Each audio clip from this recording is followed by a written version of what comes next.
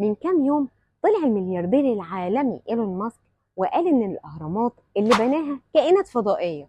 والله يا ماسك إحنا مش عارفين هنلاقيها منك ولا من الأفروسنتريك ولا من مين بالظبط.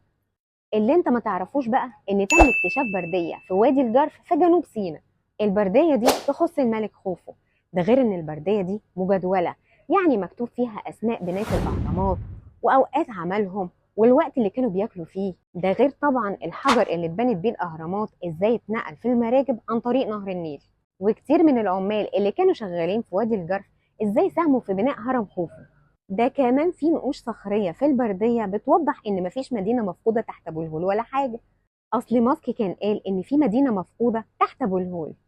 أعتقد إن بردية وادي الجرف اللي اكتشفوها بترد على كلامك، فيما معناه إن تمثال أبو الهول قائم بكيانه، لا في تحتيه أي مدينة مفقودة ومفيش جنبه غير الأهرامات. جبت الكلام ده منين؟